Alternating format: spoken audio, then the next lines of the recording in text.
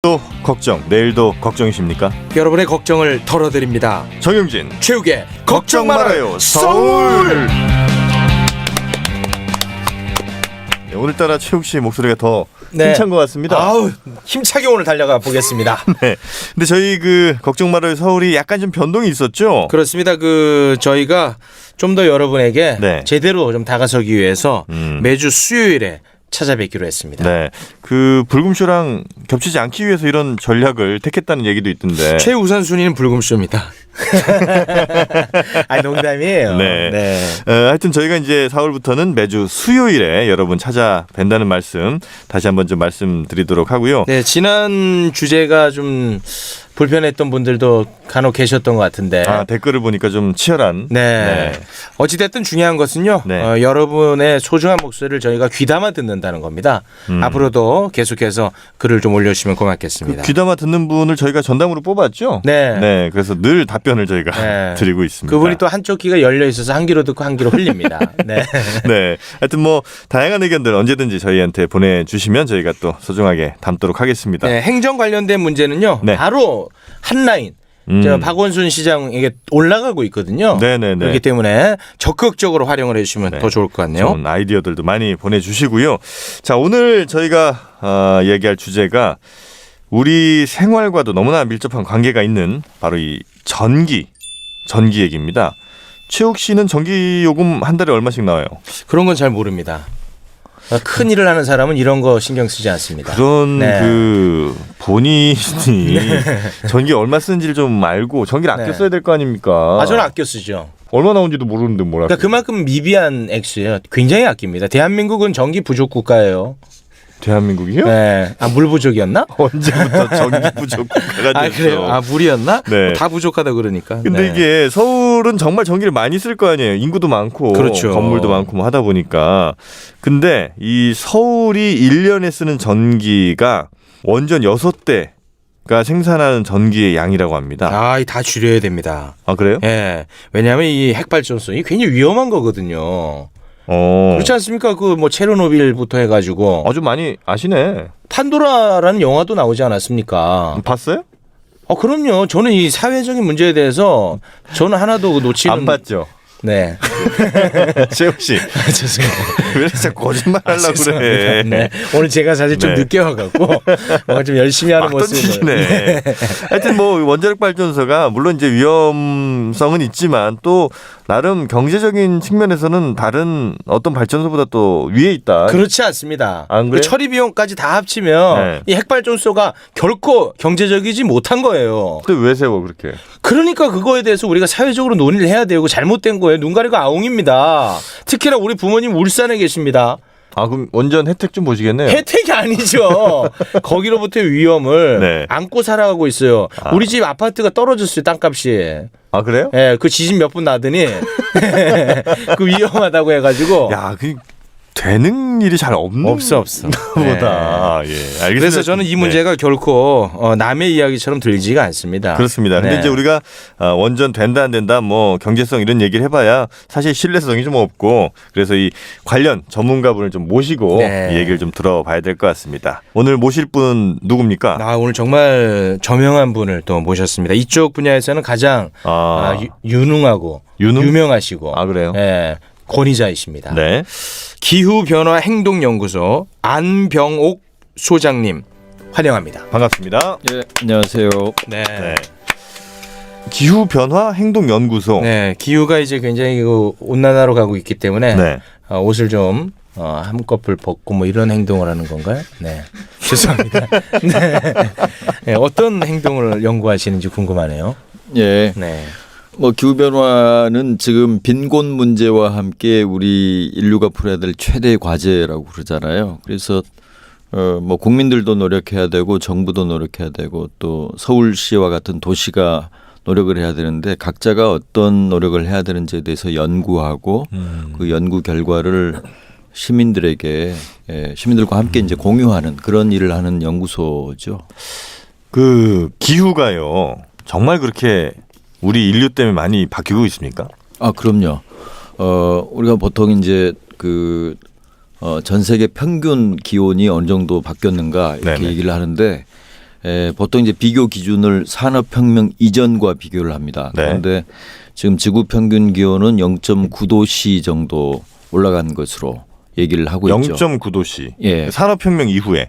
이후에. 네. 예. 그런데 이게 이제 지구 평균 기온이기 때문에 이 네. 지구 곳곳이 다 같지는 않아요. 우리나라는 평균보다 2배 정도 더 빨리 올라갔단 말이에요. 네, 그래서 네. 1.5도씨 정도 올라갔습니다. 네네.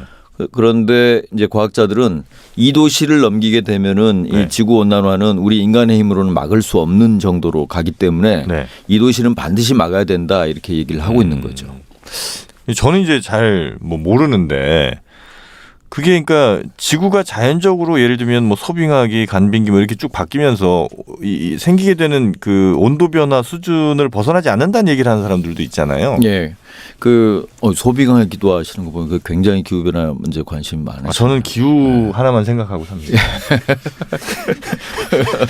왜냐하면 예전에 저 기상캐스터를 사귀었어요. 네. 네, 그렇게 알고 계시면 됩니다. 네.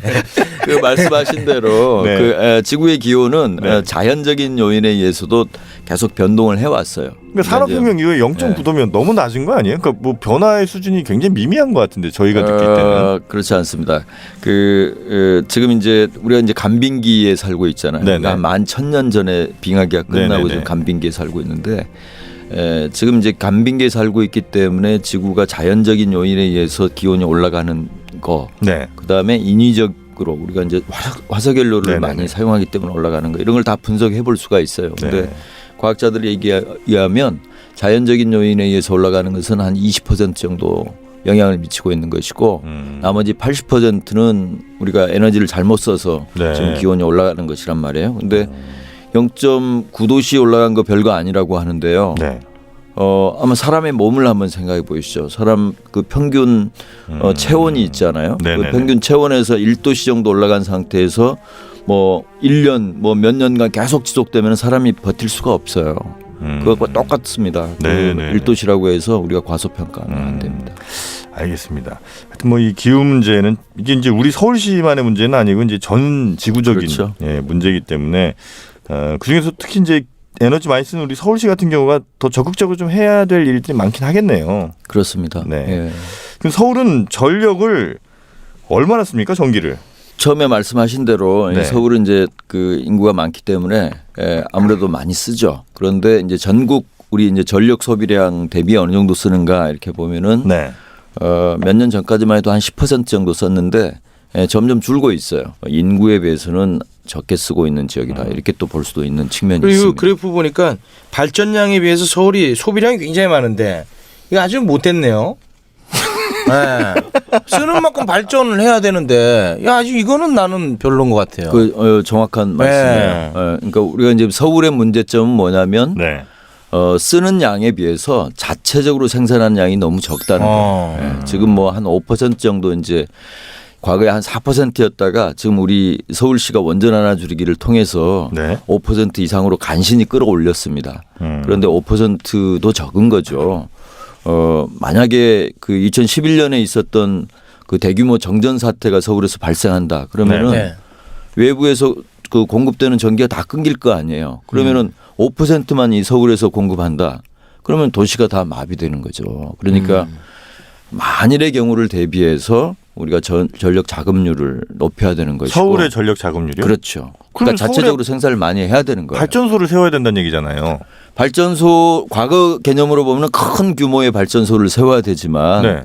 지금은 재생에너지라는 어떻게 보면은 이 각자가 자기 집이나 혹은 자기가 그 갖고 있는 땅 이런 네. 쪽에다가 이제 설치할 수 있는 전력원이 있기 때문에 그런 것들 많이 늘려나가야 된다. 서울은 그러니까 예를 들면 뭐 어디죠 좀 이른바 좀 비서울 같은 경우는 뭐 땅도 그래도 마당도 좀 있고 뭐 지붕도 이렇게 좀 있으니까 그런 게 가능하지만 서울은 뭐 다 아파트인데 그거 어떻게 해요? 그 어려운 점이 있죠. 근데 그럼에도 불구하고 네. 우리가 과연 설치할 수 있는 데를 다 정말 우리 에너지 문제를 생각해서 다 하고 있느냐 그런 점에서 이제 부족한 점이 있는 것이고. 소장님. 예.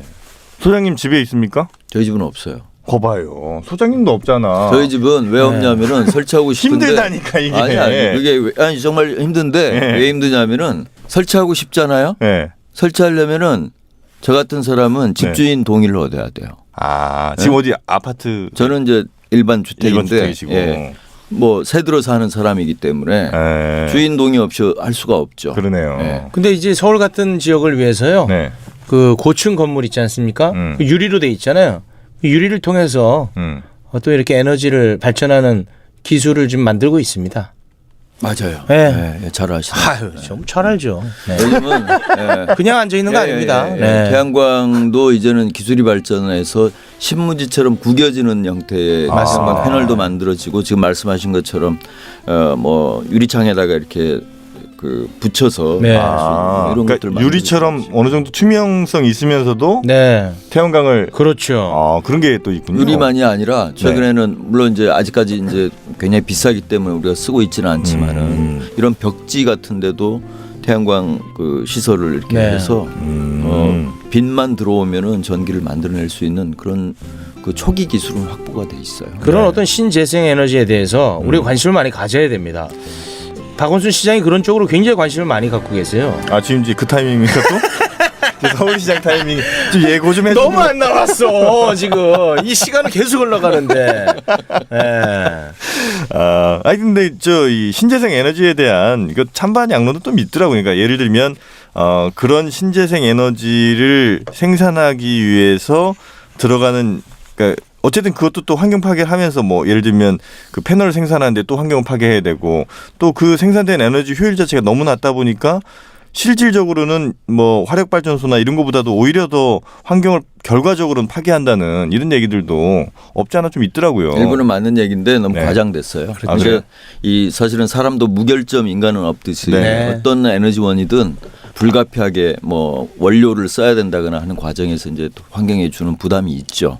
그런데 우리가 재생에너지를 이제 중요하게 생각하는 이유는 다른 에너지원과 비교했을 때 우리가 전 생애 주기를 다 따지는 거예요. 그러니까 네네. 원료를 가져와서 그것을 가공해서 에너지 설비를 만들고 또 그 설비를 이용해서 전력을 생산한 다음에 나중에 폐기할 때까지 네. 전 과정을 비교해 보면은 재생에너지가 가장 환경에 적은 부담을 주기 때문에 우리가 미래의 에너지라고 보는 것이죠. 네, 알겠습니다. 하여튼 저희가 가능한 하여튼 친환경적으로 그럼요. 또, 이양할 수 있으면 재생할 수 있으면 이제 가장 좋을 텐데. 네. 근데 이게 에너지 전쟁 아니겠습니까? 근데 이런 거에 어떤 해결책으로 전기를 아껴 쓰자 이런 구호는 저는 외치지 않았으면 좋겠습니다. 아 왜요? 아니 전기는 우리가 편하려고 쓰는 건데 왜 자꾸 아끼라고 그래요? 최소한의 생활을 영위하는 데 필요한 겁니다, 전기에. 그러니까 최소한만 하자는 거지. 아, 그러면 안 되죠. 막 쓰자는 얘기예요? 아니, 그러니까 쓸 만큼 써야죠. 그럼 뭐 에어컨 자꾸 못 켜게 하고 불행한 삶을 살라고 그렇게 강요하지 마세요. 어떻습니까, 선생님? 일리가 있는 네. 말씀이에요. 그러니까 지금 우리가 이제 전기를 아껴 쓰기는 해야 돼요. 그런데 네. 아껴 쓰자는 얘기가 네. 우리가 지금 인간적인 삶을 위해서 필요한 에너지까지 쓰지 말자는 얘기가 아니고 그렇죠. 우리가 낭비하는 게 너무 많아요. 예를 들어서 뭐 전등 같은 경우도 전혀 지금 사람이 없는데도 불 켜는 굉장히 많잖아요. 선생님, 그런 낭비를 우리 얘기하기에 앞서서 산업 전기 그쪽에 지금 낭비가 많이 되고 있거든요. 그 얘기 하실 줄 알았어요. 네, 나는 그거 자세하지 않습니다. 내가 지금 말을 안 해서 그렇지. 나 입 열면 진짜. 아니 그 상당히 공부를 많이 하신 분이에요. 아니 그러니까 저도 좀 비슷한 생각인데 네. 우리 이제 일반 시민들한테 아끼자 하잖아요. 그럼. 그런데 시민들도 물론 이제 낭비되는 게 있으면 아껴야 되지만 네. 우리가 통계를 정확하게 분석을 해보면은 일반 시민들이 쓰는 전기는 전체 우리가 쓰는 전기의 한 13%밖에 안 됩니다. 비비해. 50%에서 60%를 산업계가 쓰고 있고 지금 증가하는 데가 어디냐 하면은 일반 가정에서 쓰는 게 이렇게 증가하는 게 아니에요. 산업계에서 쓰는 게 증가하는 거거든요. 그러면 우리가 가장 먼저 대책을 세워야 될 것은 산업계인데 정부는 이제 산업계는 수출을 해야 되니까 거기 가격 경쟁력 이런 거 낮추면 안 된다 그래가지고 거기는 좀 전기요금도 좀 싸게 해주고 시민들만 막 쥐어짜는 네. 이런 정책은 저는 시민들 입장에서는 받아들이기가 어려운 점이 있다. 네. 그런 그렇죠. 점에서 동감해요. 네. 그래서 지금 정용 씨와 저와 그 곽상한 변호사와 함께 연대를 해가지고 지금 그런 쪽으로 신경을 많이 쓰고 있습니다, 실제로. 어떻게 신경을 쓰시나요? 댓글도 다나?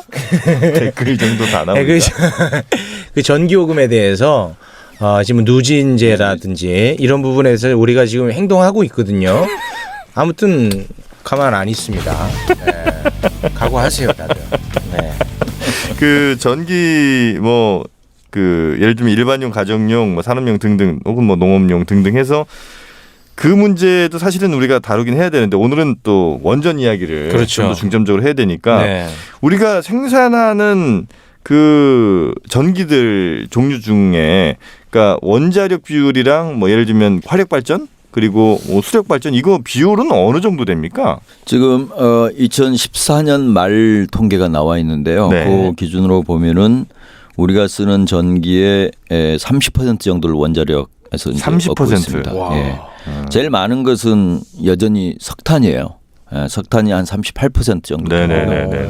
천연가스가 22%, 나머지 이제 뭐 신재생 에너지라든가 이런 데서 한 10% 정도 이렇게 지금 우리가 얻고 있죠. 세계적 추세로 봤을 때는 어떤 편입니까?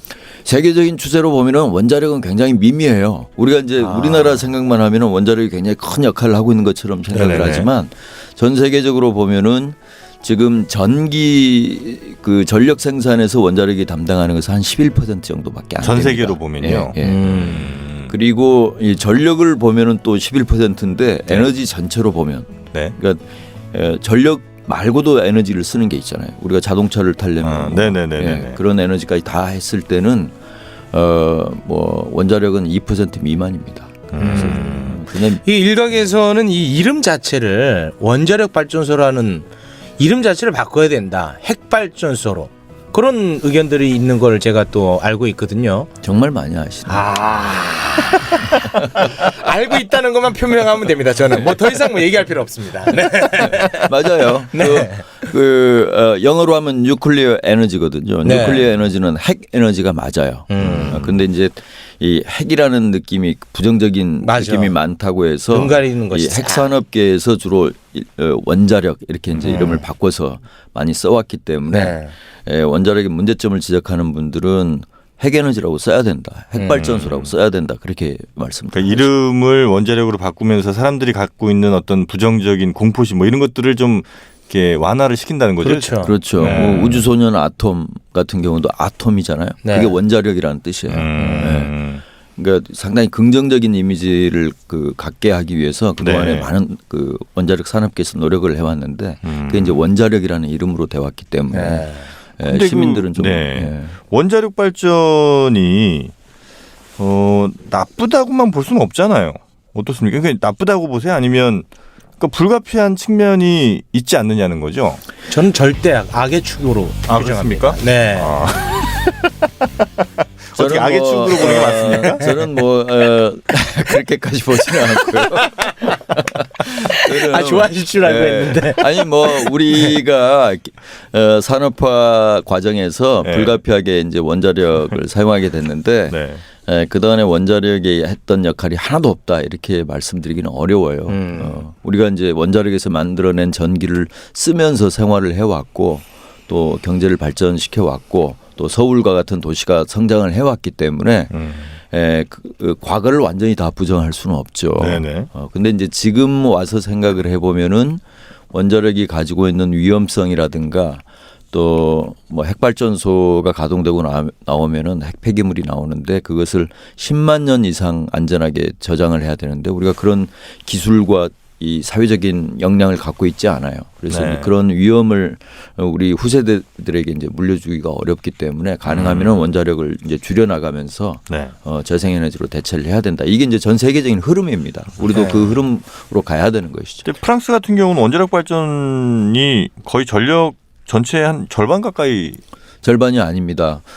프랑스는 그 전력 생산에서 원자력 비중이 가장 높은 나라인데 78% 정도 80%예요? 차지해요. 네. 그런데 얼마 전에 이제 프랑스도 좀 정신을 차렸어요. 그래가지고 이거 너무 많다 해서 50%까지 일단 줄여보자. 그래서 법률을 통과시켰죠. 근데 그러니까 프랑스 같은 나라가 그 나라도 똑똑한 사람들이 많을 테고. 거기 많더라 똑똑한 사람. 근데 굉장히 높네. 깜짝 그러니까 놀랐네 나는. 만약에 이 네. 환경이라든지 혹은 뭐 위험성에 대해서 모르지 않을 텐데 그 나라가 80 정도라면 우리나라 30은 이걸 높다고 할 수 있는가? 그렇게 보실 수도 있죠. 프랑스하고 비교하면은 뭐 네. 그렇게 보실 수가 있어요. 그런데 이제 프랑스가 왜 원전을 그렇게 많이 사용하고 있고 네. 하고 있는가? 그것은 다 역사적으로 봐야 되는데 어. 이 핵발전소라는 것은 기술적인 측면에서는 핵무기 생산 과정에서 축적된 기술을 가지고 전쟁이 끝나면서 이것을 어떻게 사용할까 하면서 이제 만들어진 거거든요. 네네. 그러니까 핵무기 기술과 이 핵발전소 기술은 완전히 이 소위 말해서 일란성 쌍둥이와 같은 거예요. 그런데 이제 그 핵무장을 했던 프랑스 같은 경우에는 2차 세계대전 이후에 그것을 이제 평화적으로 이용한다는 그런 명분 아래 원자력에 굉장히 많은 투자를 이제 한 것이죠. 그런데 프랑스를 보면 그렇지만 그 이웃 나라인 독일 같은 경우는 또 완전히 다른 상황입니다. 독일은 2022년까지 가동하고 있는 원전 전체를 다 폐쇄하겠다 이렇게 지금 또 가고 있으니까 과거에는 원자력에 대한 우리 인식이 좀 불충분했는데 1986년에 있었던 체르노빌 사고와 2011년에 있었던 후쿠시마 사고를 통해서 이거는 우리가 인간이 좀 완벽하게 통제하기가 어려운 기술이구나 이런 네네. 생각이 들면서 이제 점차 인식이 바뀌고 있는 거죠. 자, 저희가 이제 뭐 우리 소장님 모시고 원자력 발전소의 위험성 또 환경 이야기를 좀 하고 있는데 여기서 사실은 또 한 분의 전문가가 계십니다. 네. 이 원자력 쪽에서는 거의 뭐 이 안병욱 소장님과 쌍벽을 이루는 네. 정말 전문가. 남진 나훈아라고 보면 됩니다. 남철 남성남. 그건 콤비잖아. 네. 이 두 분은 라이벌 관계예요. 라이벌이에요. 네. 네. 이 환경운동연합의 이 양이원영 차장님 계시거든요. 자, 우리 차장님을 전화로 좀 잠깐 연결해서 원자력 이야기 조금 더 한 걸음 더 들어가 보도록 하겠습니다. 여보세요. 네, 이번호였군요. 네, 안녕하세요. 네, 안녕하세요. 우리나라 원전이 네, 나름 뭐 정부는 늘 안전하게 잘 운영되고 있다고 하고 또 네. 한쪽에서는 굉장히 위험하다, 뭐 위험성을 네. 또 강조하시는 분들도 많은데, 네. 예, 차장님 보실 때는 어떻습니까? 100%로 안전하게 관리할 수 있다. 이거는 사실과 다릅니다. 그러니까 핵을 분열시킨다는 그 기술 자체가 가지고 있는 근본적인 위험성이 있어요. 네. 그 근본적인 위험을 안전하게 관리를 해야 되는 건데 그게 100% 안전하게 관리될 수가 없는 속성이 있는 거거든요. 네네. 왜냐하면 과학이라는 건 100% 완벽한 과학이 없지 않습니까? 그렇죠. 왜냐면 과학을 하는 사람이 누구냐면, 그러니까 그걸 주체가 사람이거든요. 네. 근데 사람은 완전하지 않잖아요. 근데 지금까지는 큰 사고는 없었잖아요, 우리나라에서. 우리나라에 없었던 거죠. 음. 지금까지 없었다고 해서 앞으로 없는 건 아니죠. 그건 아니라는 거죠. 그래서 우리보다 네. 사실 러시아, 소련은 그 당시로 보면은 세계 최고의 과학 국가였어요. 네네네. 스리말 사고가 났던 미국 역시 마찬가지죠. 네, 그리고 일본은 과학적으로도 발달한 나라일 뿐만이 아니라 안전 규제에는 우리보다 훨씬 더 강한 나라였습니다. 근데 그런 나라에서 사고가 났으니 우리나라에서 사고 날 수 있는 가능성은 항상 있는 거죠. 그리고 네네. 지금까지 사고가 안 났기 때문에 확률로 치면은 앞으로 사고 날 가능성은 더 있는 거죠. 네, 그래서 후쿠시마 원전 사고 전에는 체르노빌 원전 사고 4월 26일 지금부터 31년 전에 있었던 건데 네. 그 사고가 났을 때 그 이후에 모든 이제 선진국들은 원전을 가지고 있는 선진국들은 그런 사고는 다시는 안 일어난다. 왜냐하면 우리는 그 사고를 다 예방하는 기술을 완벽하게 했기 때문이다. 근데 체르노빌과 같은 사고는 아니었는데 다른 경로로 일어난 거예요. 다른 경로로. 네네. 근데 그 다른 경로의 사고는 1억 년에 한 번 일어날까 말까 할 정도로 확률이 굉장히 낮은 사고였어요. 그래서 확률이 낮으니까 1억 년에 한 번이라 그러면은 그게 얼마나 확률이 낮습니까? 네. 특히나 세계의 원전이면 1억 년에 한 번에 일어날 확률 곱하기 1억 년에 한 번 일어날 확률 곱하기 1억 년에 한 번 일어날 확률이니까 이런 확률은 사실은 거의 제로와 마찬가지인데 네. 근데 아무리 낮아도 그 사고가 일어난 거거든요. 그렇죠. 그래서 100% 완벽한 과학, 완벽한 기술 그건 없다는 게 다시 한번 확인이 된 거죠. 네. 근데 이제 어쩔 수 없이 라는 이야기들을 많이 하잖아요. 그러니까 예를 들면 저비용 고효율은 아무리 따져봐도 원자력만한 게 없다더라. 네, 그러니 그렇죠. 지금 어쩔 수 네. 없이 이거는 우리가 가긴 가야 되는 것 아니냐라는 네네. 얘기 많이 하지 않습니까? 네, 첫 번째로 싸죠. 예, 쌉니다. 네. 싼데 우리가 경제학자들이 경제성 평가를 할 때는 당장 지금 들어가는 비용 말고 외부 비용이라고 해서 이것 때문에 발생하는 비용 또는 이것 때문에 발생할 수 있는 비용도 같이 평가를 하거든요. 네. 그런 경제성 평가를 하면은 비싸요. 당장에 들어가는 비용에는 연료 비용이 들어가고 건설 비용이 들어가고 얘네들을 당장 해체할 비용이라든지 여기 나오는 폐기물을 처리하는 관리하는 비용. 비용이나 이런 비용들은 일부 다 들어가 있어요. 네. 그건 굉장히 싸거든요. 네. 근데 외부 비용 무슨 말씀이냐면 우리가 핵폐기물 처분장을 만든 나라가 지난 60년 동안 원전을 가동한 36개국 국가 중에서 단 한 개 국가도 없어요. 그 다 어떻게 해요? 핵폐기물 처분장을 만든 나라가. 그러니까 그 비용을 상정한 것 자체가 현실적이지 않은 거죠. 근데 이 핵폐기물은 특히 고준 핵폐기물 말합니다. 사용 후 핵연료. 핵연료를 쓰고 나서 나온 네네. 그걸 말하는 건데요. 네. 이거는 옆에 사람이 뭐 반경 2-30m 내에 사람들이 한 10초, 20초만 있어도 바로 사망하는 정도의 강력한 방사능을 뿜는 그런 독성 물질인데 네. 얘가 처음에 원전에 들어가기 전과 똑같아지려면 100만 년이 걸려요. 네. 근데 인간의 그 상상력으로 100만 년 동안 비용이 얼마나 들어갈까요? 그 관리 비용이. 그건 아예 상정을 못했습니다. 네. 그래서 안전하게 보관할 수 있다고 믿는 처분장을 건설하는 비용만 50조예요. 처분장만. 근데 그게 성공한 나라가 없어요. 근데 이것도 상상인 거죠. 그러니까 이 비용이 다 측정됐다고 볼 수 없는 겁니다. 네. 예. 그러니 현재 싼 전기가 싼 게 아닌 겁니다. 싼 게 아니에요. 그리고 더 나아가서 원전 주변 지역에 사람들이 그렇게 많이 살고 있는데 이 사람들이 지금 암에 걸려가지고 다른 지역보다 암 발생이 높아져서 1심 선고를 받기로는 이제 그걸 배상을 해줘야 된다 이렇게 나와 있거든요. 그래서 사람들이 굉장히 많이 늘고 있어요. 그런 소송을 하는 사람들이. 원자력 발전소 인근에 사는 분들의 암 발생률이 높다. 그렇죠. 특히나 갑상선암이 발생률이 다른 지역보다 여성 갑상선암은 2.5배 이상 높다는 거는 과학적으로 증명이 된 거고 그 외에도 다른 암도 전반적으로 높다고 주장하는 과학자들이 있어요. 그러니까 네. 논란 중인 거죠. 그러니까 그 얘기는 우리가 전기를 싸게 쓰는 대신에 주변에 있는 사람들을 병에 걸리게 하면서 싸게 쓰는 거잖아요. 근데 그게 싼 거냐는 거예요.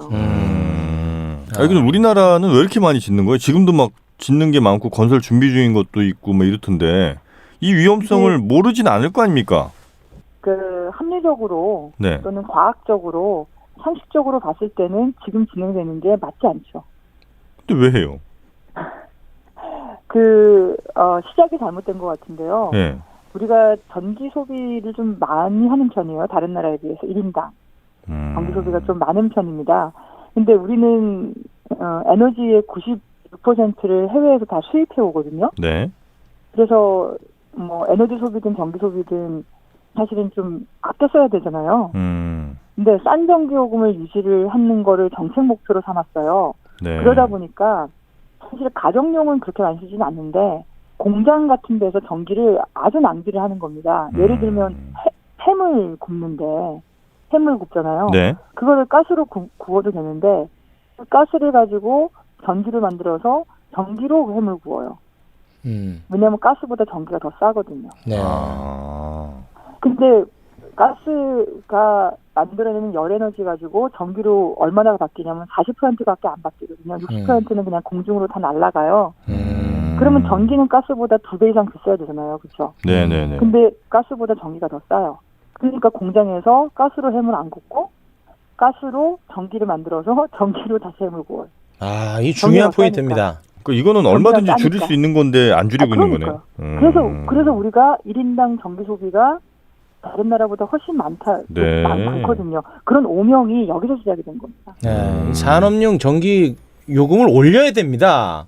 올리는 게 아니라 현실화시켜야 돼요. 그 현실화. 그러니까 산업용 전기요금 중에 특히나 한 전체의 한 50% 정도 쓰는 전기요금은 얼마를 내냐면 제가 사실상 그 비용이 다 반영되지 않은 원전 발전 단가 말씀드렸는데 그거보다 더 싸요.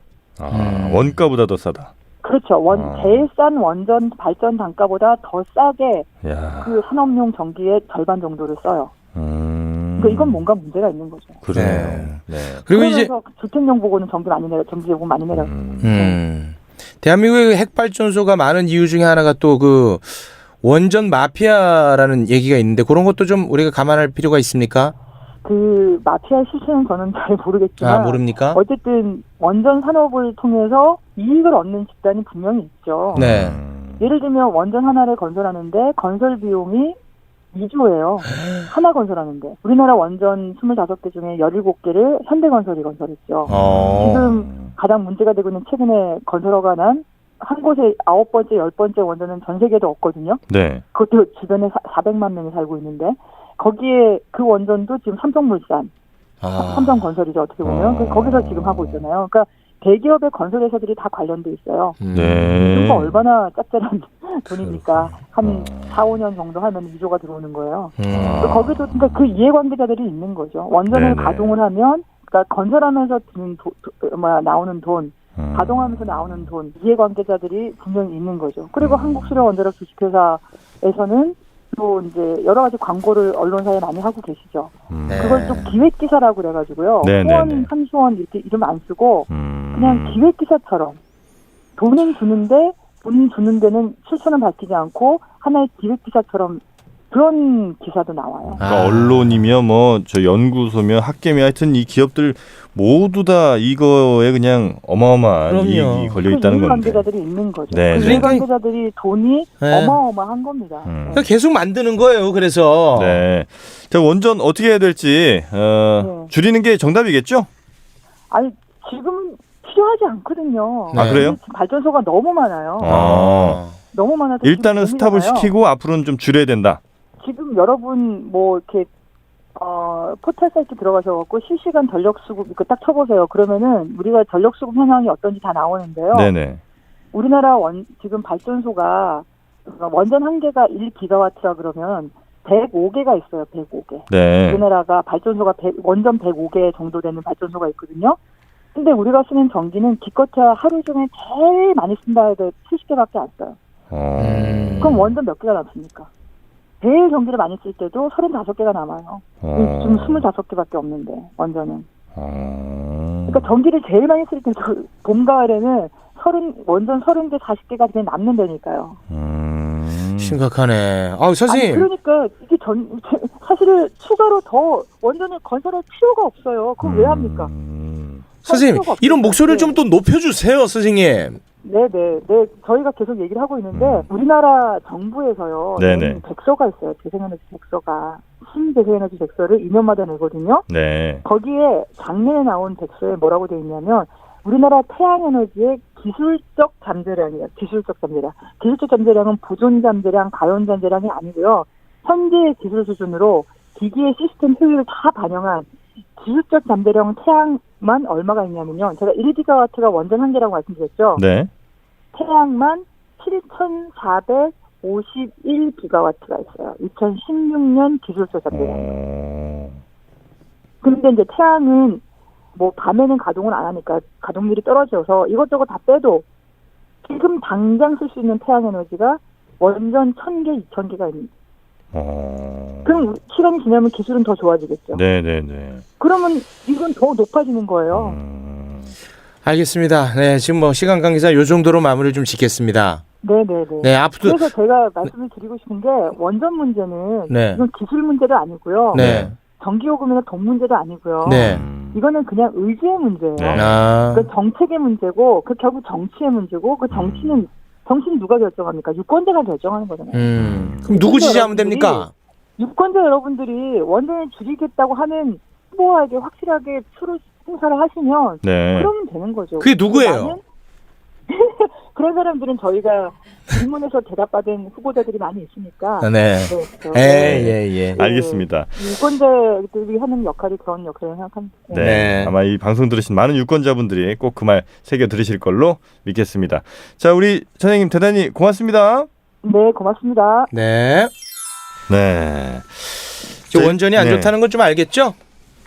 네, 줄여야 된다니까요. 아, 이게 집값 때문에 그러진 마요. 여튼 뭐 원전을 줄여야 될 이유는 분명히 좀 있는 것 같은데 네. 그 원전을 줄여야 되는 구체적인 이유들 어떤 거를 좀 꼽고 싶으세요? 원전을 줄여야 되는 이유는 뭐 첫 번째는 안전 문제죠. 네. 우리가 뭐 먹고 살자고 하는 일 아니냐 이렇게 얘기를 하지만 먹고 사는 문제도 우리가 안전한 삶을 살 수 있을 때 가능한 거잖아요. 우리가 위험 속에 있으면서 네. 인간답게 살고 있다 이렇게 볼 수가 없는 건데 원전이라는 것은 그동안에 뭐 안전한 기술이라고 얘기를 해왔지만 우리가 경험적으로 보면은 굉장히 많은 작은 사고도 있었고 체르노빌과 후쿠시마와 같은 큰 사고가 있었는데 만일 우리나라에서 그 정도 규모의 사고가 발생한다 그러면은 대한민국은 바로 망한다고 저는 생각해요. 경제적으로도 망하고 많은 사람들이 정말 피해를 많이 입기 때문에 특히 이제 고리 지역처럼 인구가 밀집되어 있는 곳에서 사고가 난다. 그러면은 뭐 380만 명 뭐 이 정도가 방사능 피해를 곧바로 이렇게 받게 돼 있어서 이런 나라에서는 원자력이라는 그 위험한 에너지를 쓰는 것 자체가 굉장히 큰 도박을 하는 것이다. 아니 그냥 끝장 난다고 보면 되는 거예요. 그러니까 인구 밀도가 아주 낮은 지역에서나 좀 해도 될까 말까인데 이렇게 인구 밀도 높은 부산이라든지 이게 겹치는 데서는 절대 안 된다는 말씀이신 거죠? 알겠습니다. 그러면 원전을 이제 줄이자고 한다면 당연히 우리가 전기를 쓰는 걸 줄이긴 좀 쉽지 않은 것 같고요. 뭔가가 대체가 돼야 되잖아요. 일단 쓰는 걸 줄여야 됩니다. 아, 쓰는 걸 줄여야 돼요? 그 줄이지 않고 네. 우리가 대체만 하려고 하면 정말 어려워요. 근데 이제 아까 말씀을 드린 대로 우리가 줄인다고 하지만 그게 막 우리 그 생활을 막 쥐어 짜가지고 하자는 그런 얘기는 아니에요. 네. 예를 들어서 뭐 우리 지금 그 전등 같은 경우에 과거에 백열전구나 형광등으로 우리가 썼잖아요. 네. 그것을 LED로 바꾸게 되면은 네. 똑같은 밝기를 우리가 누리면서도 전기 소비는 40%에서 50% 줄일 수 있는 거거든요. 네. 그러니까 그럴 여지가 굉장히 많이 있어요. 근데 이제 아까 말씀하신 것처럼 우리 가정용은 사실 이제 전체 사용의 뭐 13% 정도라고 치고, 그러니까 우리가 줄여봐야 전체로 따져보면 1~2% 줄이는 걸 거 아니에요. 그러면 산업체들이나 뭐 공장 혹은 뭐 기업들 이런 데서 줄이기 위한 노력은 어떻게 가능합니까? 뭐 공장 산업체 같은 경우는 네. 여러 가지 이제 생산 공정을 현대화한다거나 그러니까 효율을 높여야 되는 거예요. 일본보다 같은 물건을 만들었는데 3배를 쓰고 독일보다 2배 정도 쓴다는 것은 우리가 그 에너지 효율 개선을 통해서 에너지 소비를 줄일 수 있는 그 여지가 많은데 어쨌든 뭐 1~2%라도 줄이긴 줄여야 되니까 우리 개개인들이 할 수 있는 일을 좀 몇 개 좀 팁을 주신다면 뭐가 좀 있을까요? 뭐 예를 들어서 아까 말씀해 주신 형광등 바꾸기, 뭐 등 바꾸기, 네. 그리고 또 단열 잘 된 집으로 이사 가기는 돈이 많이 들잖아요. 그렇다고 집에 갑자기 단열재를 넣는 것도 이거 뭐 쉽진 않은 것 같고. 예. 그런데 이제 뭐 저처럼 이제 세입자가 아니고 집을 갖고 계신 분들 입장에서는 단열 문제도 그렇게 뭐 소극적으로 생각하실 필요가 없다고 생각해요. 왜냐하면은 지금 이제 우리 창문만 이렇게 좀 기밀이 잘 되는 단열이 잘 되는 것으로 바꾼다고 해도 네. 굉장히 많은 에너지를 절약할 수 있거든요. 근데 이제 창문 바꿀 때 돈이 좀 들잖아요. 예, 근데 그 돈이 들지만 전기를 아껴서 전기요금을 절약하는 것하고 좀 장기적으로 보면은 그게 더 유리한 경우가 있을 수 있습니다. 그러니까 네네. 그런 것들을 잘 비교를 해보시는 게 필요하고 또 하나는 이제 우리 태양광을 비롯해서 재생에너지를 이제 설치할 수 있다면 그걸 설치를 해서 우리가 사용하고 있는 어떤 전기의 일부라도 충당하는 게 가능한 방법이죠. 네. 이 원전 줄이기에 있어서 서울시가 그 어떤 시보다도 앞장서고 있는 걸 제가 또 입수했거든요. 서울시가요? 네, 대단합니다. 서울시는 네. 굉장히 노력하는 시입니다. 아니 서울시가 근데 어떻게 노력을 하죠? 이게 왜냐하면 원전이 서울에는 없잖아요. 그러나 노력해요. 맞죠? 맞습니다. 네. 어떻게 노력을 합니까, 근데? 서울시는 2012년부터 원전 하나 줄이기라는 에너지 정책을 펴왔는데요. 네.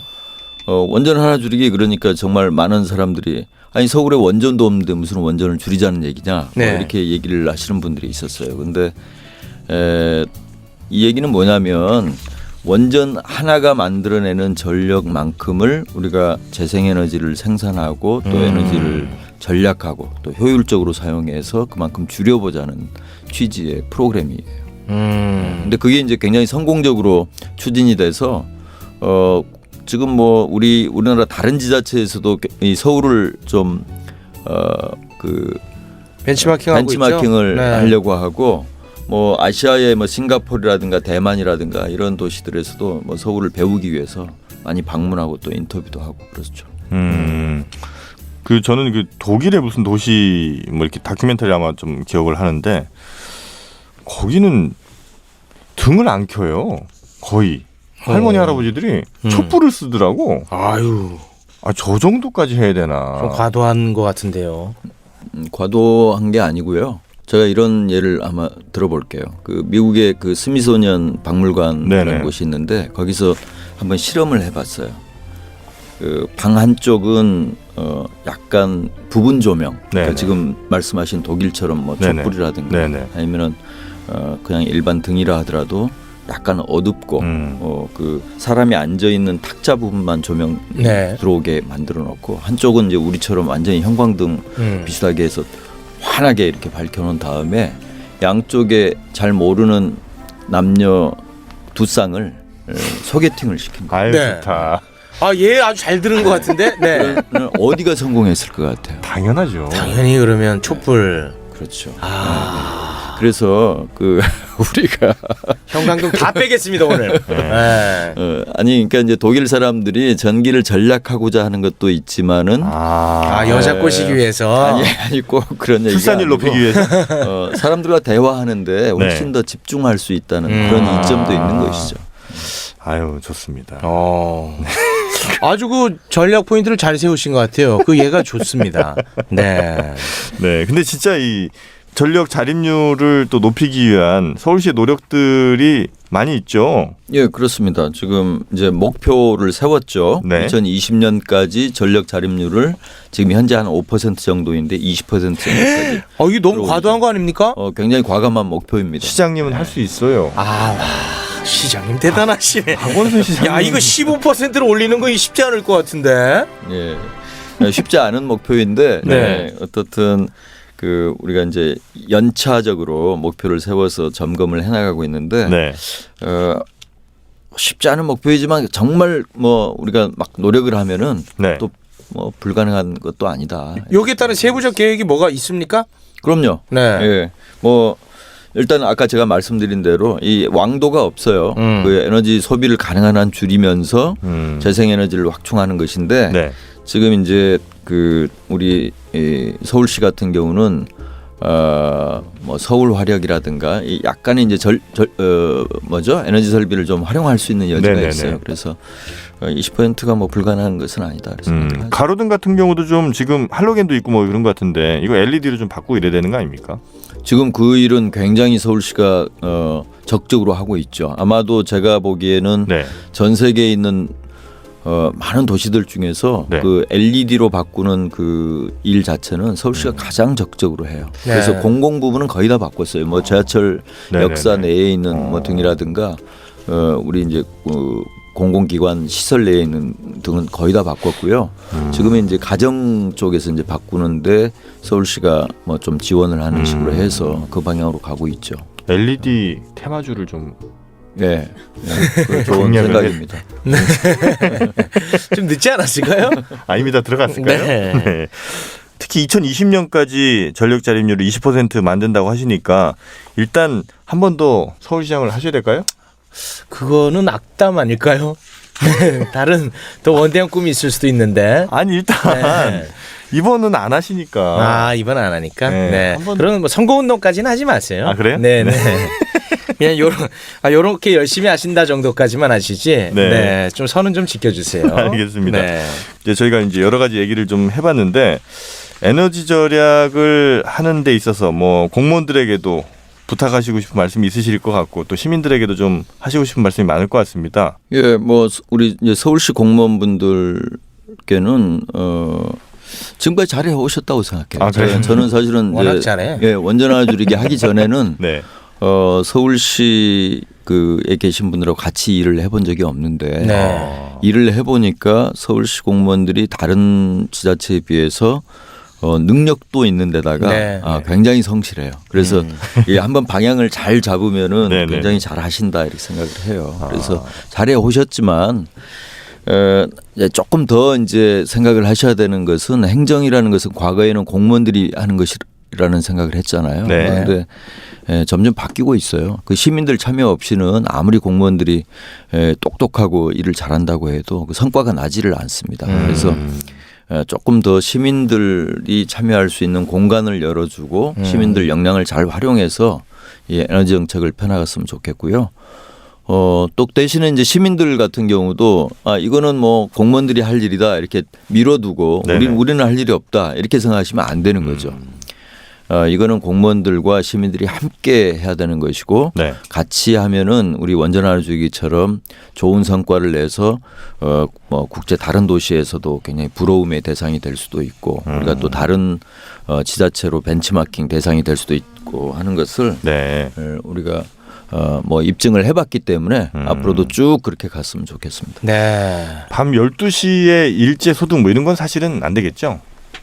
뭐 우리가 이제 Earth Hour라는 그 프로그램이 있긴 해요. 네. 그거는 이제 우리 유엔에서 딱 정해가지고 특정한 날에 특정한 시간대에 시간에. 우리 불을 다 한번 꺼봅시다 하는 것을 하는데 일반적인 뭐 그러니까 일상생활에서 뭐 한시면 불을 끄자. 이거는 좀 약간 좀 히틀러 같은 발상일 수도 있어요. 네. 그래서 우리가 이제 자발적으로 그렇게 해야죠. 알겠습니다. 우리 빨리 지금 마이크 꺼야 돼요. 왜요? 에너지 아껴야지. 자, 빨리 마무리 져야 됩니다. 네. 알겠습니다. 우리 소장님의 말씀 아마 시민분들 그리고 공무원분들도 많이 좀 참고를 하실 것 같습니다. 자, 지금까지 우리 소개해 주신 소장님 대단히 고맙습니다. 고맙습니다. 예, 수고하셨습니다. 네. 네, 걱정 말아요 서울 여러분의 소중한 의견들로 만들어지고 있죠. 네. 저희 게시판이 있습니다. 네. 게시판에 여러분의 여러 가지 고민들, 그리고 사연, 제보, 고발 무엇이든지 저희가 귀담아 듣고 있으니까요. 네. 부담 갖지 마시고 편안하게 올려주시면 고맙겠습니다. 네, 저희는 다음 시간에 다시 찾아뵙도록 하겠습니다. 여러분 고맙습니다. I say 고맙습니다. will you.